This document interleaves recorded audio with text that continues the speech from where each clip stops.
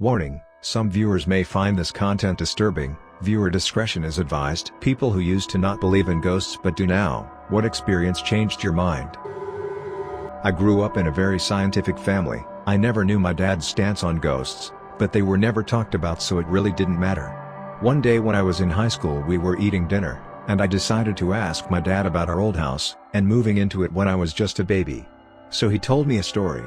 Apparently when we moved into this house, we lived there about a week before we started to receive gifts once a week. Every Friday morning, my dad told me that there would be some sort of handcrafted gift sitting on the mantle of our fireplace. My dad was reasonably freaked out by this because we were the only ones with keys to the house, and the last owner moved well out of state. So, he informed the local police, and they decided to patrol the property every Friday night looking for intruders. They found nothing, and as you could imagine, the gifts kept coming. So my dad told me they eventually gave up, and feeling helpless he went to our local church. Eventually he had a priest come and bless the house, and we stopped receiving the gifts. What really freaked me out about this was the fact that my dad never believed in ghosts, and didn't mention once that a ghost was causing these gifts to appear. He's an engineer, so he always tries to debunk people's paranormal stories with a realistic explanation, but he was 100% serious with this story. One of the gifts we received we actually still have. It's a wooden sled with a small painting of a man, presumably my dad, pulling me and my sister on the sled. We received this gift about 8 months a year before my mother passed away from cancer, so that made the painting on the sled very freaky in hindsight. My dad only told me this story once, and he denied he ever told me it when I asked him about it recently. If I can find the sled, I'll post a picture. It's very small and looks quite old. Worked at a public pool. I would work alone after hours cleaning the building and the pool.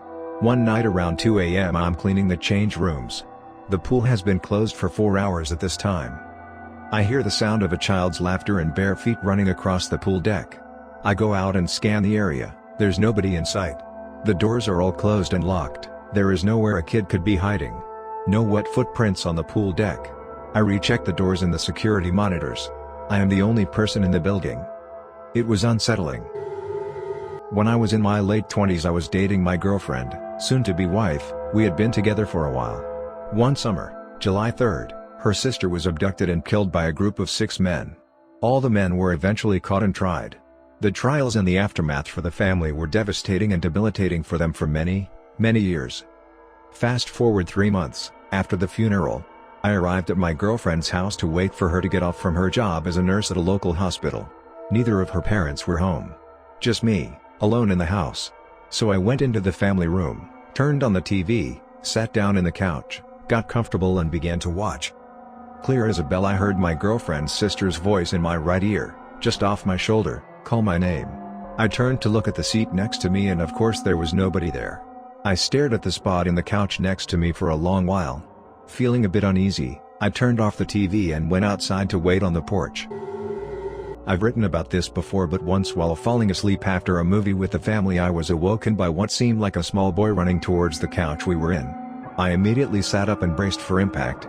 Now, I would normally chalk it up to falling asleep by my mom, and dad also bolted awake at the same time. Before I could explain, my dad told me he saw a boy running towards us. His description of the boy matched mine, while my mother confirmed as well. My girlfriend's grandfather's ashes were on a little shelf in the living room, right next to a very solid/heavy angel statue. Well, one weekend she and I are fooling around on the living room couch, and out of the corner of my eye, I see the angel statue fly off the wall, accompanied with a deep grunt. Now when I say this thing flew off the wall, I'm talking 7 to 8 feet of air before landing on the hardwood and leaving a dent where the wing hit. Even if this thing had fell off the wall, it would have dropped straight down, not soared with force. Well, we both stood there in shock, and I whispered if she had heard the grunt as well, to which she agreed. So we both booked it for the day. Well, that night at dinner we told her parents what happened, leaving out the naughty bit, and Megan's younger sister burst into tears saying she had seen a dark figure at the foot of her bed the last couple's nights, but didn't want anyone to think she was crazy. Grandfather that died had mental health issues that caused a lot of pain. After that day I was a believer. My wife and I swear that our daughter used to talk to ghosts when she was a toddler. She was an only child at the time. First instance I remember, was her telling me that she was talking to Nana. That's what I called my grandmother, who passed about 15 years before my daughter was born. My daughter was young, and so I hadn't even talked about Nana to her, so I showed her a picture and asked who she spoke to. There were 4 women, 3 of which I didn't even know, but without hesitation she pointed to my nana. Okay, no biggie. Some months later, my wife and I are trying for baby number 2. After my wife gets pregnant, my daughter is sitting next to her on the couch and puts her head on her belly and says, "Mommy, there's a baby in there." Okay, maybe that's coincidence. She overheard us saying something. A few weeks later, my wife miscarries. Maybe my daughter picked up on our sadness, who knows, but she again puts her head on her stomach and says, "Mommy, there's no baby in there anymore." Then, several months and one more, very early, miscarriage later, my daughter tells us, "I was talking to my brother last night and he said that my sister is coming to live with me soon." Again, she's an only child and had no living brother. We were still trying at this point, but had not taken any tests. We picked one up that night, and sure enough, pregnant. When time came to reveal the gender, I wasn't even interested. My daughter had already said it was a girl. Sure enough, I have 2 daughters. I was always on the fence about ghosts because there was no scientific evidence of them being real, and I was going through a big question phase with religion/afterlife at the time anyway. But my family moved into an old farmhouse when I was 12. This was a very old farmhouse with a build date around the Civil War. The original owner's name was still on the old barn out back, and we found numerous old antiques built into the walls when we completely renovated the place. A few odd and end things happened after we first moved in, but distinct things started happening to myself after I turned 16. But never to my sister until after she turned 16 too. The most prominent memory I have. The upstairs consisted of 2 bedrooms. One bedroom was the room at the top of the stairs. The second bedroom was in a separate room just to the left of the top of the stairs. I had the private room and my sister's room was the landing. When someone walked up the stairs it was very distinct. You could hear each individual step and the creaks got louder as the person approaching got closer. So one night I am sitting on my bed watching TV or something and I hear my sister come up the steps and go lay on her bed, so I start talking to her. When she doesn't answer me I get annoyed and go into her room to figure out what her problem is, only she is not in there. My mind was blown because I know I heard her. I call for her and she had been downstairs the entire time. We never felt threatened. But it did seem that this sounded like picking only on women. Even my mother, who absolutely doesn't believe in ghosts, had to admit some odd things had happened. I think the funniest thing was having my ponytail pulled while I was doing the dishes. I don't know why it was so funny. It just cracked me up that whatever it was felt like playing with my hair. I have a story. So in high school, I worked kids' birthday parties. The place was basically a giant gym, and gymnastics/dance classes were also held there. One day, I came in, and one of the girls I worked with, who was very spiritual and very religious, was totally freaked out. During the gymnastics class she taught that morning, one of the kids was staring up at the ceiling. When she asked the kid what he was doing, he said, "There's a little boy up there," and pointed at the ceiling. Strange enough, but whatever. Kids are weird. Later, 2 girls who were working a birthday party before mine came out of the gym and were visibly shaken. A pair of 5-year-old twins went down a slide and then stared at the ceiling. They both said that there was a little boy up there, in the same spot on the ceiling that the kid from the morning gymnastics class. We all went in and inspected the ceiling. Of course, it was just a regular, gray, warehouse-Y ceiling. But we were all super freaked out at that point. During my party, I was pushing a little boy on the giant swing we had in the gym. He, too, began to stare at the ceiling. He said directly to my face, "Hey, there's a little boy up there." We told all of our co-workers and managers about the 3 separate experiences we had today with children from different parties and classes seeing a little boy on the ceiling. The next day, we had downtime between parties, and nobody was in the gym. There are cameras in the gym that allow parents to see their children playing from the lobby. My manager called us out of the break room, "Guys, check this out." We come out and see the screen, which is streaming from the gym, showing that giant swing going back and forth. Nobody's in there. It's just the swing going. I like to think that the ghost was truly a little boy who just wanted to play, and he finally got to go on the swing. Could be worse. My aunt used to live above a convenience store. It was a duplex and had a mudroom that connected the front doors to each apartment. The other apartment was empty and unlocked, so my cousins and I would hang out in there. One night we are playing hide and seek in the empty apartment. My cousin and I are running from the seeker and the hallway door slams shut in front of us. We freak out and end the game because we are too scared. We tell our parents and my aunt happens to have a night vision baby camera. She sets it up in the living room of the empty apartment and we can all see it on the TV in her house. We are watching it for about 10 minutes, dust is flying everywhere and nothing is happening. Out of the darkness, a Pepsi can rolls up and hits the base of the camera. Everybody is like, WTF, this bitch is haunted. I never went up the stairs alone to get to her house again. I was too freaked out. About 3 years ago, the entire building burned down. Unfortunately, I don't know the cause. In 2011 I was studying abroad in Morocco. We were staying in a riad in the Medina of Marrakesh with tall, ornate windows. I had one roommate who was already asleep this night. I thought I saw her sitting up in the bed next to me wearing all white. Suddenly I saw a white, hazy thing vaguely shaped like a person floating above me next to the big windows. I was so scared I went in the bathroom, turned the light on and stayed in the bathtub all night. My roommate didn't see anything. I was staying in the Stanley Hotel in Estes Park, Colorado, the hotel that inspired Stephen King to write The Shining. Around 1 a.m. I heard what sounded like children running up and down the hallways interspersed with laughter. Opened the door to see what the hell was going on, and didn't see anything. Quick little buggers, I thought.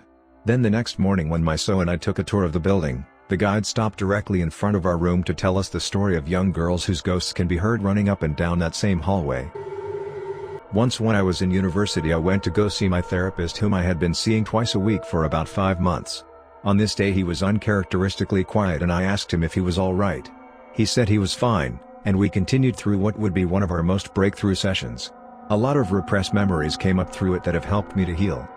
At the end of the session I asked him why he was acting differently today than other days. He said when I walked in I was accompanied by a warrior-like person. He said he had the overwhelming feeling to perform as best he professionally could that day, and that he got the sense this warrior had fought a lot of battles to protect me. This would seem coincidental, except for 10 years later I was living on the other side of the world. I had a Puerto Rican neighbor I would see occasionally and eventually got pretty close with him and his family. One day as I was walking by he kind of gets quiet and weird and then says in broken English, "Do you know there is a soldier who follows you around?" I knew instantly who he was talking about. In both instances the warrior/soldier was described the same, just over 6 feet, blonde curly hair, wearing primitive warrior clothing, and strangely a white guy. Neither of these people could have known that my closest brother who passed away at 14 was over 6 feet tall with blonde curly hair, and always was my protector. When I was in 5th grade I was playing with silly putty in my room when my mom called me down for dinner. I had molded it into a ball and placed it down directly behind me. I'm talking as soft as can be here. When I stood up to go downstairs, I felt something hit me in the back of my head with some force. So I turn around and see my silly putty ball, not on the ground anymore, but bouncing on my windowsill until it eventually rolled back onto the floor. Needless to say I ran downstairs hysterically trying to tell my mom what had happened. So weird story that made me quickly question what was real and what wasn't. When I was around let's say 8 years old and my brother was 6, we had been playing video games in my room while my dad and mom watched football downstairs. For a while we had lots of fun, that was until I had a really bad chill down my spine. I shrugged it off before I noticed my brother get a chill as well. He continued playing the game so I just thought if he wasn't worried then neither should I be. Everything went smoothly well, not for long. My brother paused the game. "Do you hear that?" he asked. I then heard a humming sound of what seemed to be a little girl. I nodded. "The humming, right?" I asked him. He nodded as well. The humming was coming from the hallway right outside our room. We began to be very nervous because me and my brother were the only children in the house. The door was shut thankfully so we did not see anything. After a few seconds of the humming, it stopped and we heard footsteps from the attic. The thing about the attic though is that nobody ever really goes up there. At the time neither me nor my brother had been ever up there and my parents only went up there once each. Once the footsteps stopped and nothing else happened, we opened the door to see only the hallway. The next day we told our parents in great detail what had happened and they did the whole parent thing saying, "Oh, you probably just heard us, it was your imagination." Needless to say if I didn't believe in ghosts before that incident, now I did. Most of my family is extremely religious and believe in ghosts wholeheartedly. Most of them claim to have seen something paranormal at some point in their lives. I wasn't very religious, and I always thought to myself, if I haven't seen it, then it's not real. That changed during my senior year in HS. I was dog-sitting at my great-aunt's house while she was out of town for a few days. A little after midnight, I'm watching a movie and my aunt's dog starts barking like crazy and runs up the stairs at full speed. The dog was small, but fierce. Suddenly, I clear as day heard a gravelly voice at the top of the stairs say "bad doggy." The voice was deep and masculine. I went upstairs because I was certain nobody else was supposed to be there. I looked around and there was nobody in sight. The dog was still barking at something that I couldn't see. She was just barking at an empty hallway. That's when I heard footsteps walking away from us down the hall and into my aunt's bedroom. I could hear the footsteps, but I couldn't see anybody making them. I noped the fuck out of that house with the dog and went outside in my car. The dog and I slept there for the night. I'm not entirely sure WTF I experienced that night, but I definitely believe in the paranormal now. I never told my aunt about what happened, but apparently my great uncle, her husband, had died in that house a few months after I was born. I never knew him, but I'm willing to bet that it was him who I heard that night. Up until my mid-20s, I would have told you there's no such thing as ghosts. Most things that people say, I think is their imagination, or wishful thinking. Now, I don't know. I just don't know. When I was in my 20s, and newly married, my spouse and I moved for his job.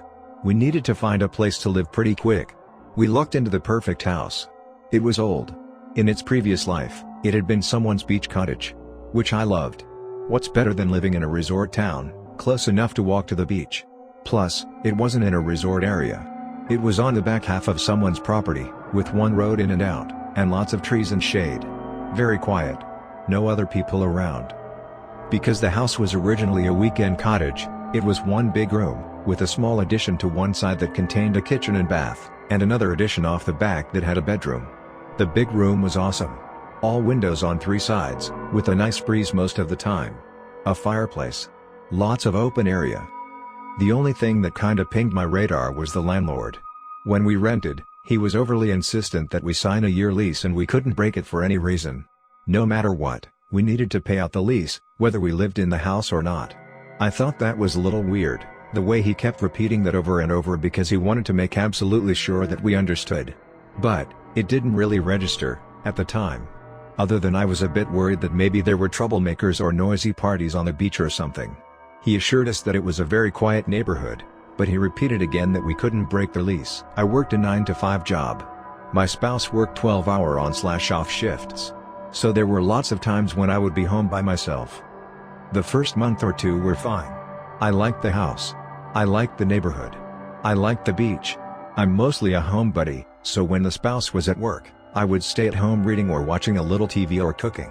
I'd always wanted to learn to knit, so I bought some yarn and started teaching myself. Then sometime around the 3rd month, I started to get very strong feelings that someone would be standing behind me while I was reading. You know, like looking over my shoulder. It only happened when I was alone in the house, and only when I was in the main room. Without thinking about it too much, I started sitting places where my back was to the wall, or reading in the bedroom. When I went to bed at night, I started closing the door between the bedroom and the rest of the house. I felt safe in the bedroom. Sometimes when I fell asleep in front of the TV late at night, I'd wake up to catch someone standing in front of the fireplace, just out of the corner of my eye. I thought I needed to stop dreaming so much. But I started to stay in the bedroom after dark, with the door shut. Things started not being where I put them in the big room. I got kinda irritated with my spouse for messing with my stuff. I wasted 5 to 10 minutes almost every day looking for my handbag, or my car keys. Then one day when I came home after work, I found my knitting yarn wrapped and tangled around all the furniture in the big room. I don't mean just a little bit. I mean the yarn was strung between couches and wrapped around the legs of the chairs. I told myself that my spouse was playing a trick on me and I cleaned it up. Then I decided that I wouldn't mention it to him, just to see how long it took him to come clean. He never did. I moved my knitting to the bedroom. My sister came to visit for a long weekend. I'd gushed so much about our lovely beach house that she came to visit and see the beach. She came for a 4-day weekend. She slept on the pull-out sofa in the big room. After the first night, she told us that the sofa wasn't very comfortable and she thought she was coming down with something. So she changed her travel arrangements and she was leaving that afternoon. She seemed agitated, but she wouldn't talk about it. A few days after she went home, she called me. She started the conversation with, "I know you don't believe in ghosts and maybe I'm just being stupid." My heart dropped. I thought I was the only one and I was being so stoic and pretending I never saw or heard anything. She went on to tell me that after she went to sleep that night in the big room, noises woke her up in the middle of the night. She thought it was one of us, but no one was there. Then, while she was sitting in the bed looking around, The windows started opening and closing. It just kinda went around the room. One window opened and closed. Then the one next to that. Then the next one. And the next one. Then she heard footsteps walking straight towards her. But no one was there. The footsteps walked right up to the bed where she was sitting, then over the bed, continued across the room, and out through the side door into the kitchen area. She said she ran out the front door and spent the rest of the night on the front porch. She came back inside when the sun came up, waited for us to wake up, and made excuses to go home. She didn't want to spend another night in that house. She said, "I know you won't believe me. That's okay. But I'm not ever sleeping in your house again." I told myself that my sister had always been a little nutty about stuff like that, so knowing that the house was old, she probably just had a very vivid dream. I kept telling myself that. A few weeks after that, just when I'd stopped jumping at every stray noise, I woke up one Sunday morning and went to cook a leisurely breakfast for me and spouse. And y'all, I still don't know how to explain this. I opened the kitchen cabinets to get the dishes out to start cooking. All the dishes were rearranged. Not messy. Not tumbled about. They were all very neat and orderly, but everything was on the wrong shelf. The shelf that normally held glasses now had plates stacked on them. The shelves that normally held bowls now had glasses on them. My first thought was that someone had been in the house during the night. I checked all the locks. Still locked. We didn't know many people and I couldn't think of anyone who would pull a trick like that. Besides, there was so much stuff moved that no one could do it quietly without disturbing people sleeping in practically the next room. So I did what any half-crazed, scared to shit person would do. I pretended it never happened. I pretended that I always kept the glasses on that shelf, and there was nothing strange about having all the plates on this shelf. I sure as hell wasn't moving anything back because I didn't want to see what would happen if I did. I cooked breakfast. I went on with my day. And later that afternoon, I told my spouse that I wasn't really comfortable in this house anymore. Could we find somewhere else to live? Amazingly enough, my spouse never asked me why. He simply said that was probably a good idea and let's find something quick. And we moved out. We called the landlord after we'd already packed and moved the furniture. He came over and picked up the keys. He never, not once, asked why we were moving. In fact, he never met our eyes. Just kept looking at the ground. We agreed to keep paying rent until he could get some new tenants. Months later, I asked my spouse if he ever felt anything strange in that house. He said, "Yeah, that wasn't a good house. Glad we moved." And we never talked about it again. Don't forget to like and subscribe for more daily videos, and join the Spooky Squad.